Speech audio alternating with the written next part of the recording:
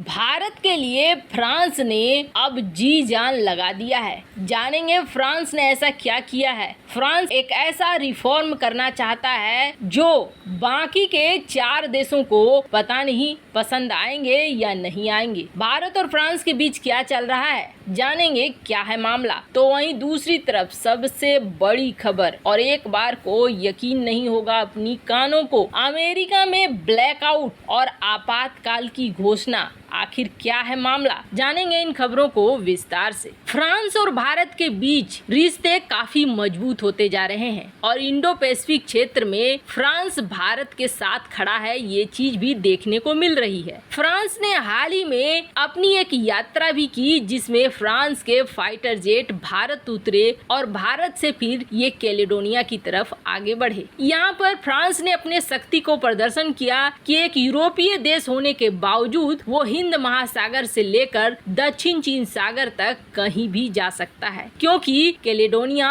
और फ्रांस के बीच जो रास्ता था वो रास्ता इधर से होते हुए ही जा रहा था। फ्रांस और भारत के बीच रिश्ते लगातार बढ़ रहे हैं, न सिर्फ डिफेंस सेक्टर में बल्कि कई और सेक्टर में भी, एनर्जी में भी और व्यापारिक क्षेत्र में भी। अब इसी क्रम में फ्रांस ने भारत का एक बड़ा सपोर्ट कर दिया है। हालांकि फ्रांस द्वारा दिया गया ये सपोर्ट जहां चीन को चिढ़ा सकता है, तो वहीं असल में बाकी के 3 देश क्या चाहते हैं वो चीज सामने ला सकता है। हमने देखा कि फ्रांस और भारत के बीच रिश्ते जिस तरीके से बढ़ रहे हैं, फ्रांस 7वां सबसे बड़ा फॉरेन इन्वेस्टर बन गया है भारत में। भारत में एफडीआई स्टॉक हो गई है फ्रांस की $9 बिलियन, यानी कि भारत में जो फॉरेन डायरेक्ट इन्वेस्टमेंट होता है उसका लगभग 2%। इसके अलावा कोरोना काल में जब दूसरी लहर आई थी तब हमने देखा कि फ्रांस ने भारत को किस तरीके से सपोर्ट किया और खास तौर पर मिशन लॉन्च कर दिया था भारत की मदद करने के लिए। फ्रांस ने लगातार भारतीय हॉस्पिटल्स को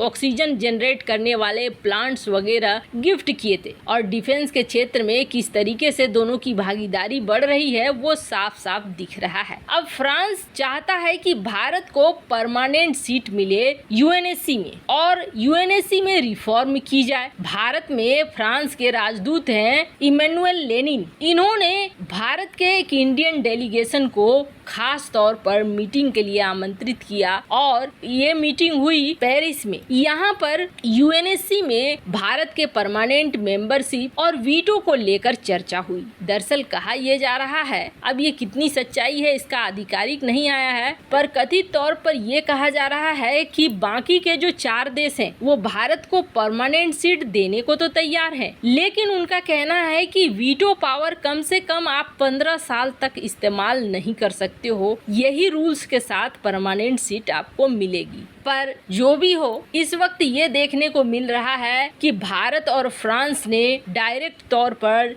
दोनों डेलीगेशन ने यहाँ पर बातचीत की और किस तरीके से भारत को परमानेंट सीट दिलाई जा सकती है उसको लेकर चर्चा की गई। वैसे आपको बता दें, फ्रांस सितंबर महीने में, यानी कि जो महीना चल रहा है, यूएनएससी का अध्यक्ष है, तो वहीं दिसंबर महीने में भारत यूएनएससी का अध्यक्ष बनने वाला है। वैसे पुरजोर कोशिश फ्रांस कर रहा है कि भारत को ये पावर मिले, पर देखना होगा कि कब तक ये रिफॉर्म हो पाता है। खैर, जहाँ एक तरफ ये सब कुछ हो रहा है तो वहीं दूसरी तरफ एकदम से अकल्पनीय चीज हो रही है जो आसपास के देशों में हो रही थी। क्या ये चीजें अमेरिका में हो सकती हैं? क्या अमेरिका में आपातकाल लग सकता है और यहाँ तक कि अमेरिका में ब्लैकआउट हो सकता है? एक तरफ यूरोपीय देशों को तो रूस दंड दे रहा है, वो समझ में आ रहा है। पहले यूरोपीय देशों को समझाने के लिए रूस ने 10 दिनों के लिए गैस और तेल को रोक दिया था, जिसके वजह से हुआ ये कि उन्हें संकेत मिला कि रूस आने वाले विंटर में यानी ठंड के समय में गैस और तेल की सप्लाई रोक देगा, जिससे यूरोप पूरे कड़ाके की ठंड में आ जाए और यूरोप घुटने पे आ जाए। पर शायद यूरोप ने प्रतिबंधों में कोई ढील नहीं दी और असर ये हुआ कि यूरोप के प्रतिबंधों में ढील नहीं देने पर जो फिर से चालू किया गया था, जिसके कारण अब वापस से रूस ने बड़ा निर्णय लेते हुए ठंड में तड़पाने का पूरा विचार कर लिया है और यूरोप को गैस की सप्लाई बंद कर दी है। लेकिन क्या अमेरिका को इससे फर्क पड़ता है? अमेरिका तो अपना गैस और तेल का उत्पादन करता है, बिल्कुल बात सही है, लेकिन अचानक से अमेरिका को अब ब्लैकआउट का सामना करना पड़ रहा है। इसके कई कारण हैं। कहते हैं ना, अतिशय लोभ न करिए, लोभ पाप की धार, एक नारियल के चक्कर में कुएं में पड़े हैं चार। अब बाइडेन ने कई तरह की नीतियां अपनाई जिसका असर अब अमेरिका में दिखना शुरू हो चुका है। एक तो बाइडेन ने अपने रिजर्व में से तेल को निकालकर दुनिया भर में बांटना शुरू कर दिया ताकि तेल की कीमत को कंट्रोल किया जा सके। बाइडेन ने सऊदी अरब और ओपेक से भी मुलाकात की, कोशिश ये किया कि तेल को कंट्रोल किया जा सके, तेल की दाम को कंट्रोल किया जा सके, लेकिन कोई फायदा नहीं हुआ। ओपेक देश ज्यादातर रूस के साथ ही खड़े दिखाई दिए। यहाँ अमेरिका को मात मिल गई, यहाँ तक कि बाइडेन खुद गए थे सऊदी अरब, वो सारे रिश्ते भुलाकर, सारी समस्याएं भुलाकर जो उन्होंने प्रिंस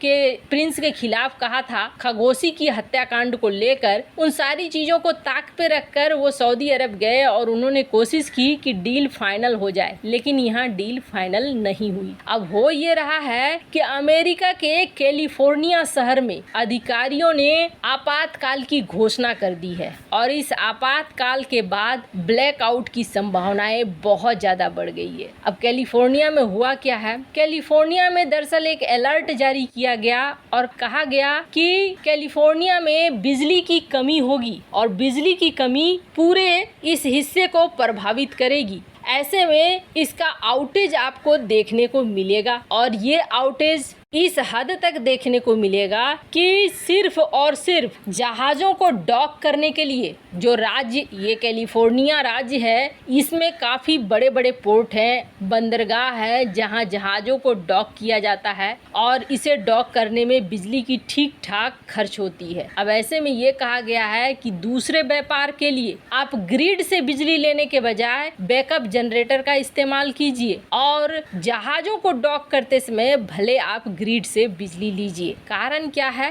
कारण ये है कि कहा जा रहा है कि इस इलाके में 3 गीगावाट से ज्यादा बिजली की कमी होने वाली है। कैलिफोर्निया वो इलाका है जहां पर बहुत ज्यादा उद्योग है और एक समय था जब नदियों और जलाशयों का पानी का स्तर बहुत ज्यादा था। ये वो खुशहाल इलाका था जो अचानक से अब सूखे की मार झेल रहा है, गर्मी की मार झेल रहा है और इसके वजह से यहाँ बिजली उत्पादन ठप हो चुका है। और वहीं दूसरी तरफ जो रिजर्व एनर्जी के हैं वो भी खत्म हो रहे हैं, जिसके बाद ये असर देखने को मिल रहा है। अगर अमेरिका के राज्य ब्लैकआउट की नौबत में आ गए हैं तो समझ सकते हैं आप कि दुनिया भर में कैसी स्थिति पैदा हो रही है। वैसे इन सब मामले में आपकी क्या राय है? कमेंट कर जरूर बताएं। जल्द मिलते हैं अगले वीडियो में नई खबर के साथ।